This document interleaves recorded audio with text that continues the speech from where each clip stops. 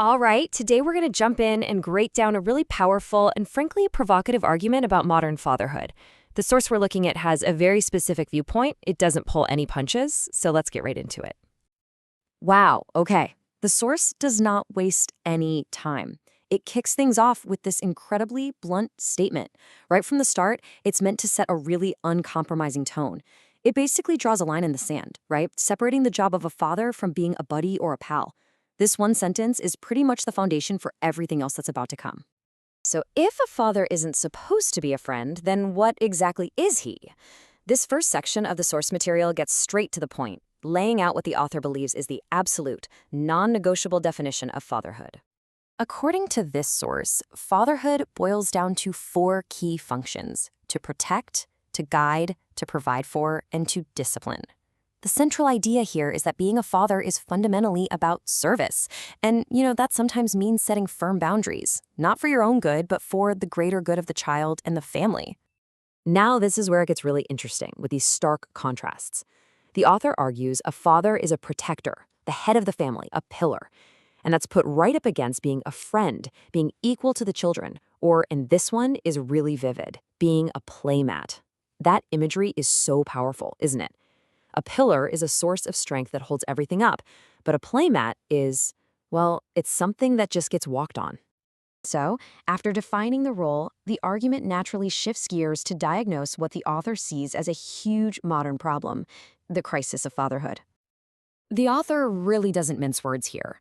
The claim is that this isn't just some minor trend or an issue in one or two countries. No. The source presents it as a global thing, arguing that the entire institution of fatherhood is being actively dismantled. And here, this is where the source really raises the stakes. This quote connects the stability of the family directly to the stability of civilization itself. The author's argument is that you just can't separate the two. They're fundamentally linked. Okay, so if society is at risk, what does the author say is the root cause? This next part of the argument tries to trace this whole crisis back to its source. The source then lays out a very specific four-step chain reaction to explain this whole thing. Let's just walk through the logic that's presented. It starts with the claim that feminism creates what the author calls effeminate males. From there, the argument goes, these men no longer know how to actually be fathers.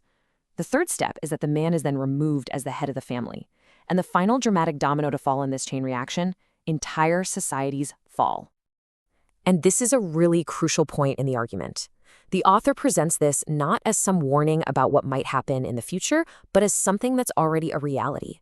The text says, look around you, entire societies have already fallen. The message is clear. We're already living in the middle of the consequences. So, after painting that picture of the problem and its cause, the source pivots, as you'd expect, to a proposed solution.